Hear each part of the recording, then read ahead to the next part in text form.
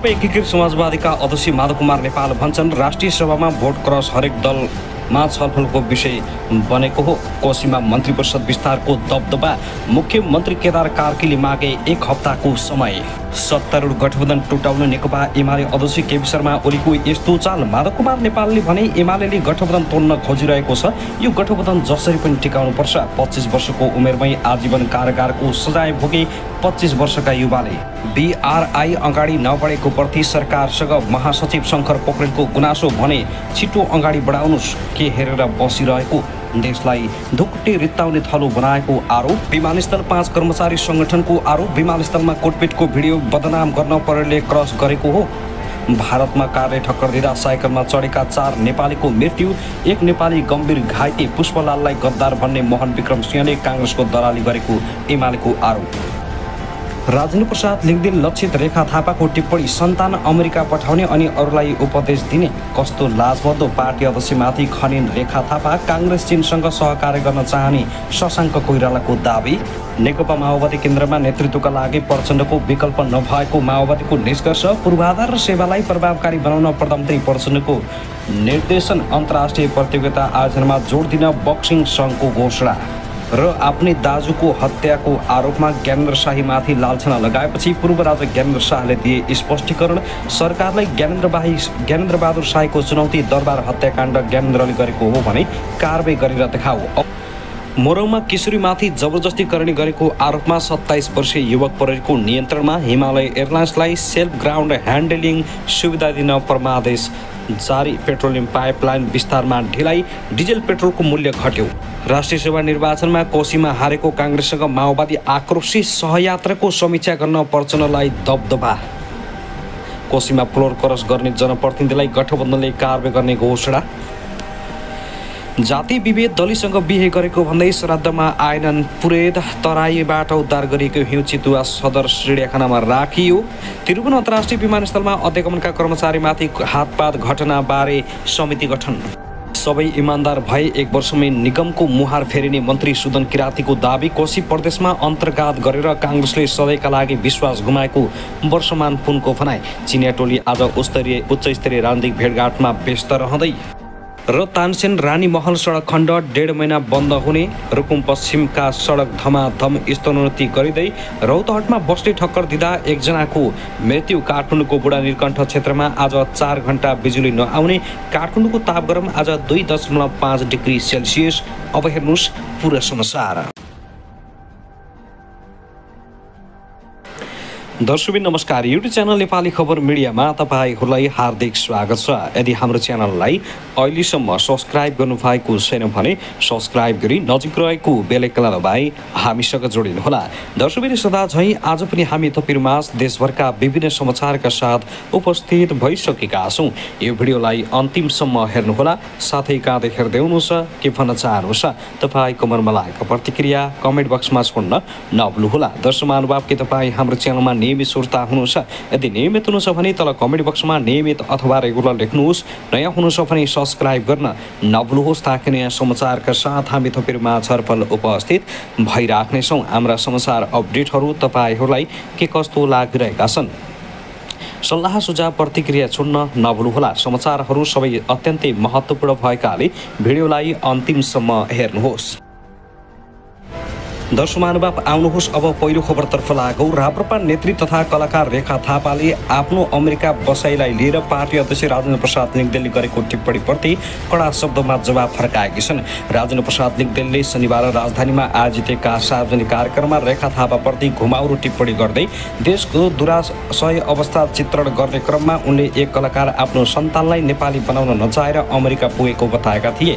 यसलाई आफूप्रतिको कटाक्षको रूपमा बुझेर रेखा थापा आक्रोशित बनेकी हुन्। उनले फेसबुकमा राजेन्द्र प्रसाद लिङ्गदेनको नाम उल्लेख नगरी लेखेकी छन्। देशको माया हुनेले आफ्नो सन्तान नेपाल फिर्ता बोलाए हुन्थ्यो, अमेरिकामा किन राखेको? राप्रपा निकट स्रोतका अनुसार अध्यक्ष राजेन्द्र प्रसाद लिङ्गदेनकी छोरी अमेरिका छिन्।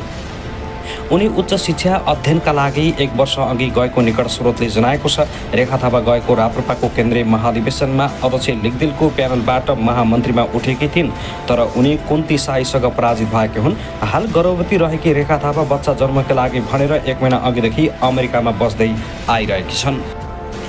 दर्शक महानुभाव, त्यसै गरी यता भने राष्ट्रिय प्रजातन्त्र पार्टीका प्रवक्ता एवं संसदीय दलका प्रमुख सचेतक ज्ञानेन्द्र बहादुर शाहीले पूर्व राजा ज्ञानेन्द्र शाहले दरबार हत्याकाण्डका बारेमा सही समयमा बोलेको टिप्पणी गरेका छन्। शनिबार प्राइम टाइम्स टेलिभिजनको जनता जान्न चाहन्छन् कार्यक्रममा पत्रकार ऋषि धमलासँग संवाद गर्दै उनले पूर्व राजा ज्ञानेन्द्रले त्यतिखेर बोलेको भए सबैले नपत्याउने अवस्था रहेकाले अहिले आएर दरबार हत्याकाण्डको वास्तविकताबारे बोल्नु परेको बताएका हुन्। दरबार हत्याकाण्ड पूर्व राजा ज्ञानेन्द्र शाहले गरेको भए कारबाही गरेर देखाउन उनले सरकारलाई चेतावनी दिएका छन्। सरकारलाई ज्ञानेन्द्र बहादुर शाहीले यस्तो चेतावनी दिएका हुन्, दरबार हत्याकाण्ड ज्ञानेन्द्रले गरेको हो भनेर अफवाह फैलाइएको छ। यो प्रचण्ड सरकारको दादागिरी हामी कहिलेसम्म सहने? आजसम्म के हेरेर बसेको? यदि ज्ञानेन्द्रले नै हत्या गरेको भए किन पक्राउ गर्न नसकेको? अझ उनीलाई सुरक्षा दिएर किन राखिएको छ? ज्ञानेन्द्र बहादुर शाही आक्रोश हुँदै सरकारप्रति निकै आक्रामक बनेका छन्। दर्शक महानुभाव, त्यसै गरी आउनुहोस् अब अर्को खबरतर्फ लागौँ। नेकपा माओवादी केन्द्रका अध्यक्ष पुष्पकमल दाहाल प्रचण्डले पार्टीको नेतृत्वमा अझै पनि आफ्नो विकल्प नभएको बताए। आफूलाई पालो दिने हैसियतको नेता पार्टीभित्र बनि नसकेको विश्लेषण गर्दै दाहालले घुमाउरो पाराले विकल्प नखोज्न पार्टी पङ्क्तिलाई चुनौती दिएका छन्। माओवादी केन्द्रले दाहाललाई असीमित समय दिँदै उनी हलचल गर्न समर्थन भइन्जेल अध्यक्ष बनिरहने बाटो वैधानिक रूपमै खुला गरिसकेको छ। शरीर शिथिल नभइन्जेल राजनीतिको पकड आफ्नो नियन्त्रणमा रहने गरी विधानमै असीमित अधिकार सुरक्षित गरेका दाहाल युवा पिस्तालाई ढिप्किन नदिने सोचमै नभएको उनको पछिल्लो अभिव्यक्तिले प्रश्न पारेको छ। त्यसो त दाहाल पार्टी स्थापना कालदेखि नै निरन्तर अध्यक्ष छन्। यसरी हेर्दा उनले नेतृत्वदायी भूमिका खेलेर पार्टी चलाएको 3.5 दशक बितिसकेको छ, तर अझै पनि उनी नेतृत्वबाट विश्राम लिने मुडमा छैनन्। बरु आफ्नो विरुद्ध उड्दै गरेको आवाजको आयतन बढ्ला भन्ने भयले चिन्तित देखिन्छन्। माओवादी सुप्रिमो प्रचण्ड शान्ति प्रक्रियाको पूर्णताको नारा अगाडि सारेर सत्तामा समेत आफ्नो उपस्थितिलाई अनिवार्य जस्तै बनाएका उनले पार्टीभित्रको विरोधी मत तर्साउन एक होइन अनेक तुरुप प्रस्तुत गर्दै आइरहेका छन्। पछिल्लो अभिव्यक्तिलाई त्यसैको निरन्तरता ठान्छन् राजनीतिक पण्डितहरू। शहीद प्रतिष्ठान नेपालको कार्यक्रममा शनिबार अध्यक्ष दाहालले निसङ्कोच भनिदिए पार्टीको नेतृत्वमा अझै आफ्नो विकल्प छैन। यति मात्र होइन, उनले यो कुरामा आफू निष्कर्षमै पुगेको बताएपछि नेतृत्वमा पुग्ने सपना बुनिरहेका नेताहरू झस्किएका छन्। गठबन्धन सरकारको नेतृत्वमा रहेका दाहालले पार्टीको नेतृत्वमा नयाँ पुस्ता आउने काम अझै बाँकी रहेको र उनीहरूलाई नेतृत्वमा ल्याउनका लागि आफूले वातावरण बनाइदिने आश्वासन समेत दिएका छन्। उनले समान विचार भएका क्रान्तिकारी कम्युनिस्ट पार्टीहरूलाई एकताबद्ध हुन आह्वान गरेर नेता कार्यकर्ताको ध्यान मुन्ने प्रयास गरेका छन्। दाहालले पार्टी नेतृत्वमाथि उदासीन हुने काम नगर्न पार्टीका नेता कार्यकर्तालाई सचेत गराउँदै सङ्क्रमणकालीन न्यायसँग सम्बन्धित विधेयक संसदको आगामी अधिवेशनबाट पारित गराउन आफूहरूले बल गरिरहेको भनेर बचाउ गरेका छन्। प्रधानमन्त्री दाहालले गठबन्धन सरकारले आयु लम्ब्याउने प्रयास पनि गरिरहेकै छन्। उनले यसका लागि प्रदेशहरूका सरकारमा पनि गठबन्धनलाई असर पुग्ने किसिमका कार्य नहुन् भनेर सन्तुलन कायम राख्ने सम्झनाइ समेत गरेका छन्।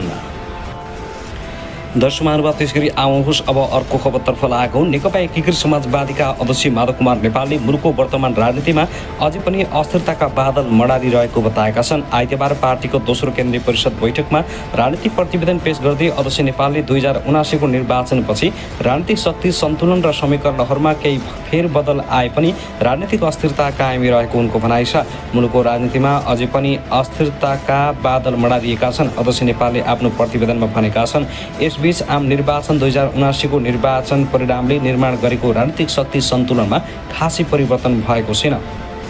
अहिले पनि संसदमा 12वटा राजनीतिक दल कायम रहेको भन्दै उनले 2079 को निर्वाचनपछि सरकारको समीकरण बदलिए र 7 दलीय गठबन्धन कायम रहेको र प्रचण्ड नेतृत्वको सरकारले जनपक्षीय काम गरिरहेको उनको दाबी छ। तर उनले मुलुकको आर्थिक अवस्था सन्तोषजनक रहेको बताएका छन्। उनले राजनीतिक स्थिरता र सरकारको स्थितिबारे प्रश्न उठेको भन्दै संसदमा परिवर्तन पक्षधर र विपक्षी रहेका राजनीतिक दलबीच द्वन्द्व चलिरहेको बताए। उनले प्रमुख प्रतिपक्षी दल नेकपा एमालेका कारण मुलुकलाई अस्थिरतामा धकेल्ने प्रयास भएको बताए।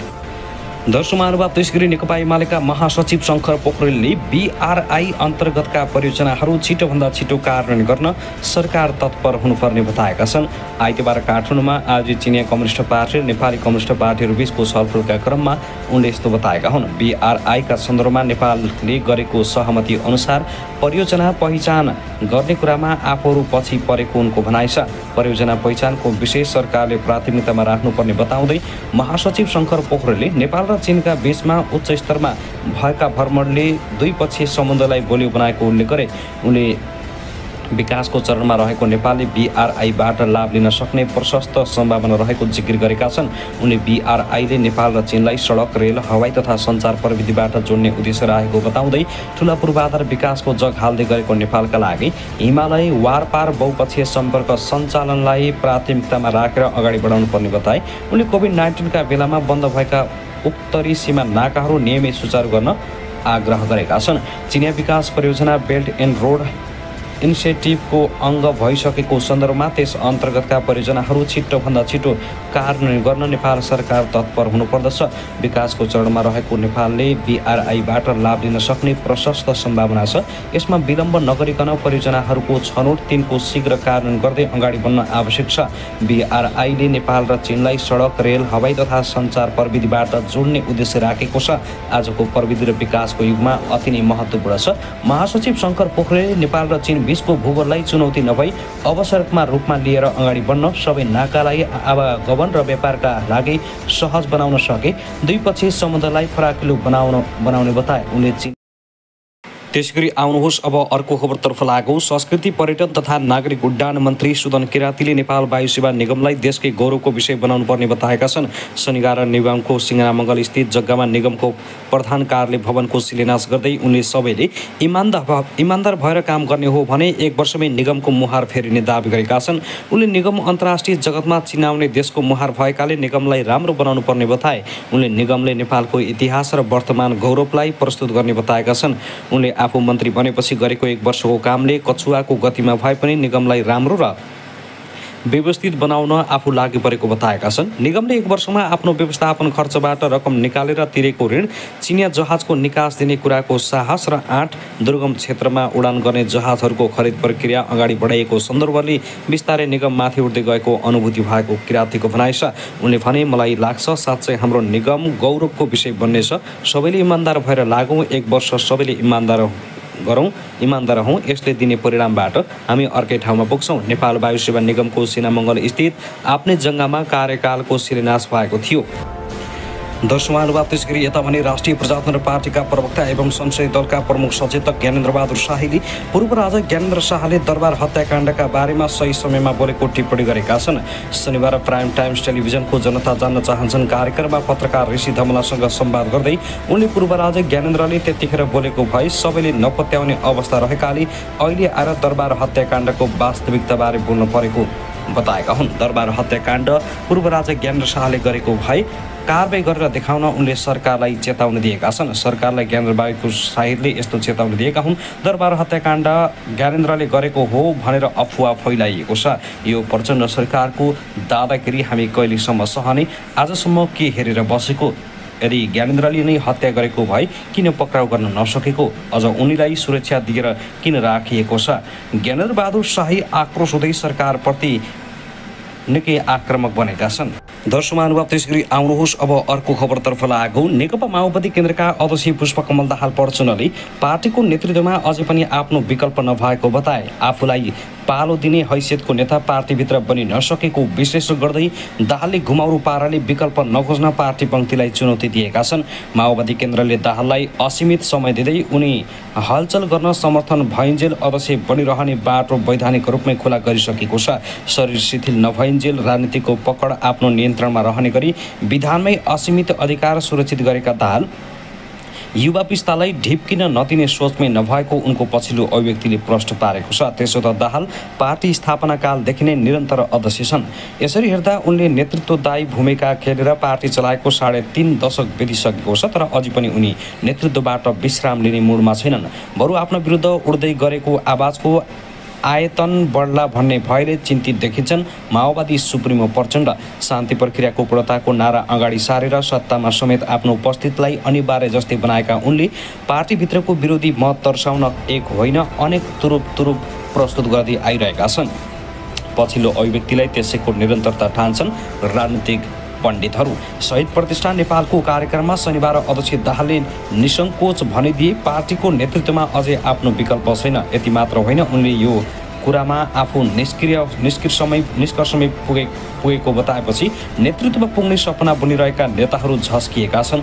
गठबन्धन सरकारको नेतृत्वमा रहेका दाहालले पार्टीको नेतृत्वमा नयाँ पुस्ता आउने काम अझै बाँकी रहेको र उनीहरूलाई नेतृत्वमा ल्याउनका लागि आफूले वातावरण बनाइदिने आश्वासन समेत दिएका छन्। उनले समान विचार भएका क्रान्तिकारी कम्युनिस्ट पार्टीहरूलाई एकताबद्ध हुन आह्वान गरेर नेता कार्यकर्ताको ध्यान मुन्ने प्रयास गरेका छन्। दाहालले पार्टी नेतृत्वमाथि उदासीन हुने काम नगर्न पार्टीका नेता कार्यकर्तालाई सचेत गराउँदै सङ्क्रमणकालीन न्यायसँग सम्बन्धित विधेयक संसदको आगामी अधिवेशनबाट पारित गराउन आफूहरूले बल गरिरहेको भनेर बचाउ गरेका छन्। प्रधानमन्त्री दाहालले गठबन्धन सरकारले आयु लम्ब्याउने प्रयास पनि गरिरहेकै छन्। उनले यसका लागि प्रदेशहरूका सरकारमा पनि गठबन्धनलाई असर पुग्ने किसिमका कार्य नहुन् भनेर सन्तुलन कायम राख्ने सम्झनाइ समेत गरेका छन्। दर्शक महानुभाव, त्यसगरी आउनुहोस् अब अर्को खबरतर्फ लागौँ। नेकपा एकीकृत समाजवादीका अध्यक्ष माधव कुमार नेपालले मुलुकको वर्तमान राजनीतिमा अझै पनि अस्थिरताका बादल मडारिरहेको बताएका छन्। आइतबार पार्टीको दोस्रो केन्द्रीय परिषद बैठकमा राजनीतिक प्रतिवेदन पेश गर्दै अध्यक्ष नेपालले 2079 को निर्वाचनपछि राजनीतिक शक्ति सन्तुलन र समीकरणहरूमा केही फेरबदल आए पनि राजनीतिक अस्थिरता कायमै रहेको उनको भनाइ छ। मुलुकको राजनीतिमा अझै पनि अस्थिरताका बादल मडारिएका छन्। अध्यक्ष नेपालले आफ्नो प्रतिवेदनमा भनेका छन्, बीच आम निर्वाचन 2079 को निर्वाचन परिणामले निर्माण गरेको राजनीतिक शक्ति सन्तुलनमा खासै परिवर्तन भएको छैन। अहिले पनि संसदमा 12वटा राजनीतिक दल कायम रहेको भन्दै उनले 2079 को निर्वाचनपछि सरकारको समीकरण बदलिए र 7 दलीय गठबन्धन कायम रहेको र प्रचण्ड नेतृत्वको सरकारले जनपक्षीय काम गरिरहेको उनको दाबी छ। तर उनले मुलुकको आर्थिक अवस्था सन्तोषजनक रहेको बताएका छन्। उनले राजनीतिक स्थिरता र सरकारको स्थितिबारे प्रश्न उठेको भन्दै संसदमा परिवर्तन पक्षधर र विपक्षी रहेका राजनीतिक दलबीच द्वन्द्व चलिरहेको बताए। उनले प्रमुख प्रतिपक्षी दल नेकपा एमालेका कारण मुलुकलाई अस्थिरतामा धकेल्ने प्रयास भएको बताए। दर्शक महानुभाव, त्यसगरी नेकपा एमालेका महासचिव शङ्कर पोखरेलले BRI अन्तर्गतका परियोजनाहरू छिटोभन्दा छिटो कार्यान्वयन गर्न सरकार तत्पर हुनुपर्ने बताएका छन्। आइतबार काठमाडौँमा आज चिनिया कम्युनिस्ट पार्टी र नेपाली कम्युनिस्ट पार्टीहरू बीचको छलफलका क्रममा उनले यस्तो बताएका हुन्। BRI का सन्दर्भमा नेपालले गरेको सहमति अनुसार परियोजना पहिचान गर्ने कुरामा आफूहरू पछि परेको उनको भनाइ छ। परियोजना पहिचानको विषय सरकारले प्राथमिकतामा राख्नुपर्ने बताउँदै महासचिव शङ्कर पोखरेलले नेपाल र चीनका बीचमा उच्च स्तरमा भएका भ्रमणले द्विपक्षीय सम्बन्धलाई बलियो बनाएको उल्लेख गरे। उनले विकासको चरणमा रहेको नेपालले BRI-बाट लाभ लिन सक्ने प्रशस्त सम्भावना रहेको जिकिर गरेका छन्।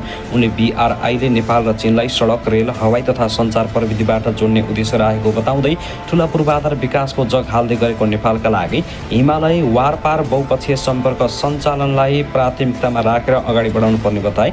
उनले कोभिड-19 का बेलामा बन्द भएका उत्तरी सीमा नाकाहरू नियमित सुचारू गर्न आग्रह गरेका छन्। चिनिया विकास परियोजना बेल्ट एन्ड रोड इनिसिएटिभको अङ्ग भइसकेको सन्दर्भमा त्यस अन्तर्गतका परियोजनाहरू छिटोभन्दा छिटो कार्यान्वयन गर्न नेपाल सरकार तत्पर हुनुपर्दछ। विकासको चरणमा रहेको नेपालले BRI-बाट लाभ लिन सक्ने प्रशस्त सम्भावना छ। यसमा विलम्ब नगरिकन परियोजनाहरूको छनौट तिनको शीघ्र कार्यान्वयन गर्दै अगाडि बढ्न आवश्यक छ। BRI-ले नेपाल र चीनलाई सडक, रेल, हवाई तथा सञ्चार प्रविधिबाट जोड्ने उद्देश्य राखेको छ। आजको प्रविधि र विकासको युगमा अति नै महत्त्वपूर्ण छ। महासचिव शङ्कर पोखरेलले नेपाल र चीन बीचको भूगोललाई चुनौती नभई अवसरका रूपमा लिएर अगाडि बढ्न, सबै नाकालाई आवागमन र व्यापारका लागि सहज बनाउन सके द्विपक्षीय सम्बन्धलाई फराकिलो बनाउने बताए। उनले त्यसैगरी आउनुहोस् अब अर्को खबरतर्फ लागौँ। संस्कृति, पर्यटन तथा नागरिक उड्डयन मन्त्री सुदन किरातीले नेपाल वायु सेवा निगमलाई देशकै गौरवको विषय बनाउनु पर्ने बताएका छन्। शनिबार निगमको सिंहनामङ्गल स्थित जग्गामा निगमको प्रधान कार्यालय भवनको शिलान्यास गर्दै उनले सबैले इमान्दार भएर काम गर्ने हो भने 1 वर्षमै निगमको मुहार फेरिने दाबी गरेका छन्। उनले निगम अन्तर्राष्ट्रिय जगतमा चिनाउने देशको मुहार भएकाले निगमलाई राम्रो बनाउनु पर्ने बताए। उनले निगमले नेपालको इतिहास र वर्तमान गौरवलाई प्रस्तुत गर्ने बताएका छन्।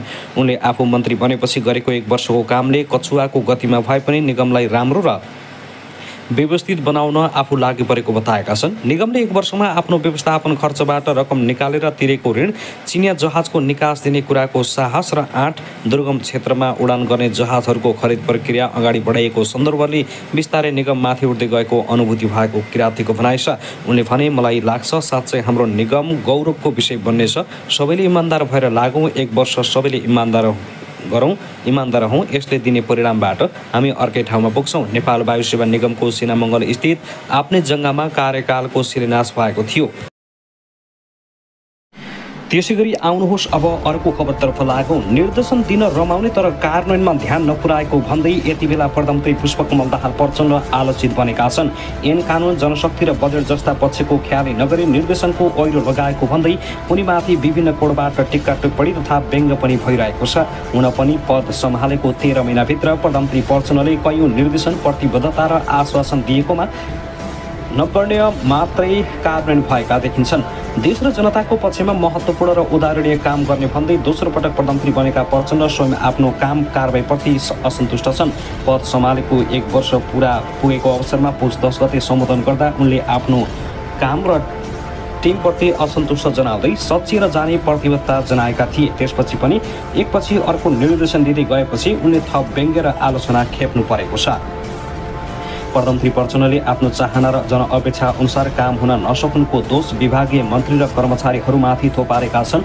मन्त्री र मुख्य सचिव तथा सचिवहरूलाई सोमबार आफ्नो कार्यकक्षमा बोलाएर उनले असन्तुष्ट पोखे। सबै कार्यालयमा मैले काम गर्ने होइन, काम त तपाईँहरूले गर्ने हो। मैले नीति निर्माण र योजनाको काम गर्ने हो। कर्मचारी तन्त्रलाई परेको अप्ठ्यारोमा गाँठो फुकाउने हो, नीतिगत निर्णय लिने हो, त्यसै अनुसार काम गर्नुहोस् उनले भनेका थिए। काम तपाईँहरूले नगर्ने गाली चाहिँ मैले खानुपर्ने। प्रधानमन्त्री प्रचण्डले सरकारले अपेक्षित काम गर्न नसक्नु र आफ्नो निर्देशन कार्यान्वयन नहुनुको दोष विभागीय मन्त्री र कर्मचारीहरूलाई दिइरहँदा पूर्व मन्त्री तथा माओवादी नेता अमनलाल मोदी भने विद्यमान ऐन कानुन यसको कारण रहेको औल्याउँछन्। विद्यमान ऐन कानुन त्यस्तै खालको छ। उनी भन्छन्, यही अवस्थामा चाहिँ संसारका जति पनि राष्ट्रलाई सफल नेतृत्व दिएका भनिएका पात्रहरूलाई ल्याएर जिम्मा दिए पनि यही कर्मचारी प्रशासन र संयन्त्रमा केही हुनेवाला छैन। झन्झटिलो कार्य सम्पादन प्रक्रियाको उदाहरण दिँदै पूर्व मन्त्री मोदीले भनेका छन्। दर्शक महानुभाव, त्यसैगरी आउनुहोस् अब अर्को खबरतर्फ लागौँ। उच्च अदालत पाटनले राहुल महरालाई पूर्वपक्षका लागि थुनामा राख्ने जिल्ला अदालत काठमाडौँको आदेश सदर गरेको छ। न्यायाधीश दय अन्जु उप्रेती ढकाल र दिपेन्द्र अधिकारीको संयुक्त इजलासले जिल्ला अदालतले आदेश सदर गरेको हो। सुन तस्कर प्रकरणमा पक्राउ परेर पूर्वपक्षका लागि थुनामा रहेका माओवादी केन्द्रका नेता कृष्णबहादुर महराका छोरा राहुल महरा अहिले पनि पूर्वपक्षका लागि कारागारमा रहेका छन्। उक्त प्रकरणमा केन्द्रीय अनुसन्धान ब्युरो CIBले निजलाई पक्राउ गरेको थियो। महरालाई जिल्ला अदालत काठमाडौँले धरोतीमा छाड्न अस्वीकार गर्दै पूर्वपक्षका लागि थुनामै राख्ने आदेश गरेको थियो। जिल्ला अदालतको उक्त आदेश विरुद्ध महरा उच्च अदालतमा गए पनि जिल्लाकै आदेश सदर भएको छ। निज विरुद्ध आपराधिक विश्वासघात, भन्सार, चोरी पैठारी र सङ्गठित अपराधमा अभियोग कसुर लगाइएको छ। दर्शक महानुभाव, त्यसैगरी आउनुहोस् अब अर्को खबरतर्फ लागौँ। नेपाल ट्रस्टले तत्कालीन राजा वीरेन्द्र शाह र उनको परिवारका नाममा रहेको सम्पत्तिबारे जानकारी दिनेलाई पुरस्कारको घोषणा गरेको छ। ट्रस्टले ऐन तथा नियमावलीमै पुरस्कारबारे उल्लेख गरेको ट्रस्टका सूचना अधिकारी रोशन अर्यालले जानकारी दिएका छन्। नेपालको अन्तरिम संविधान 2063 को धारा 159ले तत्कालीन राजा वीरेन्द्र र उनका परिवारको सम्पत्ति नेपाल सरकार मातहतमा ल्याएर व्यवस्थापन गर्न ट्रस्ट सङ्गठन गरेको थियो। ट्रस्टले हालसम्म मुलुकभरिका 12 जिल्लामा रहेको चल अचल सम्पत्ति मात्र खोजी गरेको छ। अन्य जिल्लामा पनि चल अचल सम्पत्ति हुन सक्ने भन्दै त्यस्ता सम्पत्तिबारे जानकारी दिने व्यक्ति तथा संस्थालाई 2 लाख रुपियाँसम्म पुरस्कार दिने घोषणा गरेको हो। मुलुकमा गणतन्त्र स्थापनापछि राजा वीरेन्द्र र उनकी पत्नी ऐश्वर्या तथा छोराहरू दिपेन्द्र र निराजनका नाममा स्वदेश तथा विदेशमा रहेको चल अचल सम्पत्तिको खोजी गर्दै व्यवस्थापन गरी राष्ट्रहितमा प्रयोग गर्न ट्रस्ट गठन गरिएको हो। 15 वर्ष पहिले गठन भएको उक्त ट्रस्टले अझै पूर्ण रूपमा राजपरिवारको चल अचल सम्पत्ति समेट्न सकिरहेको छैन। व्यवस्था विकास संसदले 2064 सालमा नेपाल ट्रस्ट ऐन र 2065मा नियमावली बनाएर त्यस्ता सम्पत्ति खोजी गर्दै आएको ट्रस्टका प्रवक्ता समेत रहेका सहसचिव दीपक राज नेपालले जानकारी दिएका छन्। 2080 असार मसन्तसम्ममा धनकुटा सहित काठमाडौँ, भक्तपुर, नुवाकोट, काभ्रे, कास्की, मकवानपुर, सुर्खेत, चितवन, धादिङ, सिन्धुपाल्चोक र ललितपुरमा गरी 21,933 रोपनी जग्गा ट्रस्ट मातहतमा ल्याइएको प्रवक्ता नेपालले बताए, जसमा पूर्व राजा वीरेन्द्रका नाममा सबैभन्दा कम ललितपुरको गोदाम चौरमा 8 रोपनी 10 आना र बढी धादिङको छत्रे देउरालीमा 15,101 रोपनी 11 आना जग्गा ट्रस्टले समेटेको उल्लेख गरिएको छ। यसैगरी चल सम्पत्तितर्फ नेपाली मुद्रा 1 अर्ब 4 करोड र वैदेशिक मुद्रा स्टर्लिङ पाउन्ड 52,787 र अमेरिकी डलर 1,83,283 रहेको छ। त्यस्तै विभिन्न ब्याङ्क तथा होटलको 12,79,737 किता सेयर समेत रहेको जनाइएको छ।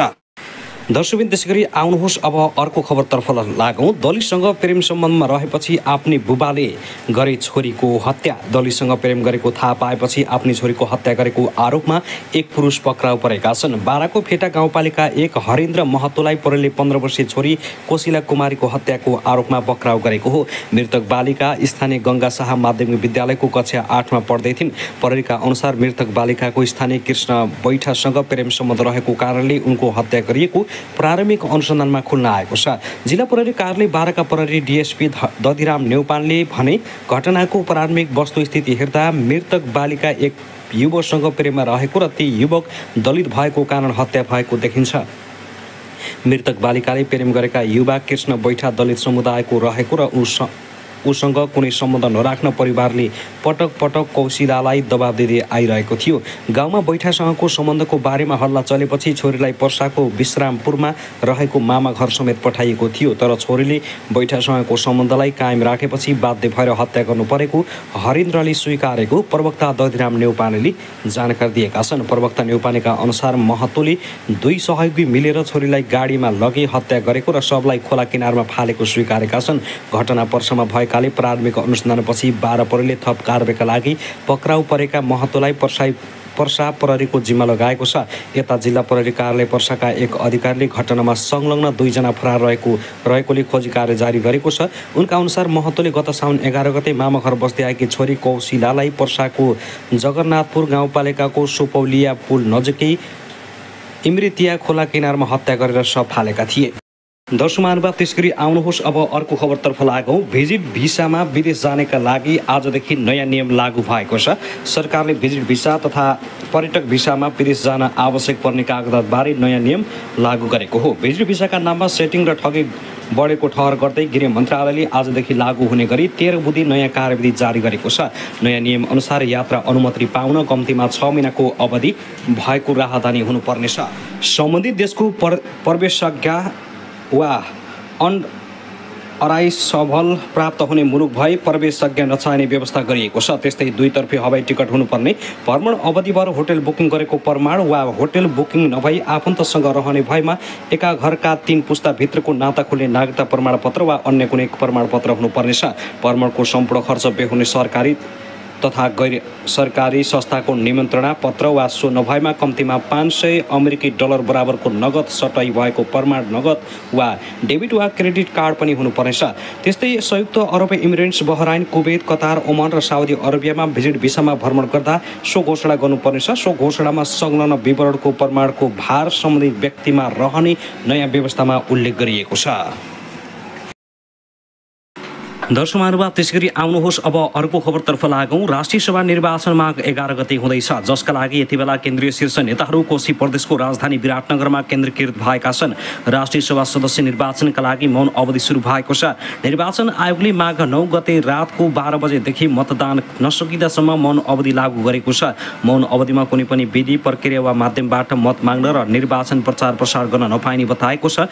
निर्वाचन आयोगले सामाजिक सञ्जाल, अनलाइन, छापा वा अन्य कुनै माध्यमबाट राजनीतिक दल तथा उम्मेद्वारको पक्ष वा विपक्षमा कुनै सन्देश, सूचना वा प्रचार प्रसारका सामग्री सामाजिक सञ्जाल मार्फत सम्प्रेषण वा आदान प्रदान गर्न वा गराउन नहुने जनाएको छ। त्यस्तै सो अवधिमा राजनीतिक दलका पदाधिकारी, उम्मेद्वार, भातृ सङ्गठन तथा आचार संहिता पालना गर्नुपर्ने अन्य व्यक्ति, संस्था वा निकायले निर्वाचन प्रचार प्रसार लगायत कुनै पनि प्रकारका छलफल, अन्तर्क्रिया, सभा सम्मेलन, कार्यशाला, गोष्ठी गर्न निषेध गरिएको छ। तर नेपाली काङ्ग्रेस, एमाले र राप्रपाले उम्मेद्वार र मतदाताहरू बोलाएर भेला गरेका छन्। नेपाली काङ्ग्रेसका नेता कृष्ण शेखर कोइरालाले कोइराला निवास विराटनगरमा उम्मेद्वार र मतदाताहरू बोलाएर जियापान कार्यक्रम राखेका छन्। त्यस्तै नेकपा एमाले र राप्रपाले पनि भेला राखेका छन्। निर्वाचन आचार संहिता उल्लङ्घन गर्दै नेकपा एमाले र राप्रपाले उम्मेद्वार र मतदाताहरू बोलाएर भेला राखेका हुन्।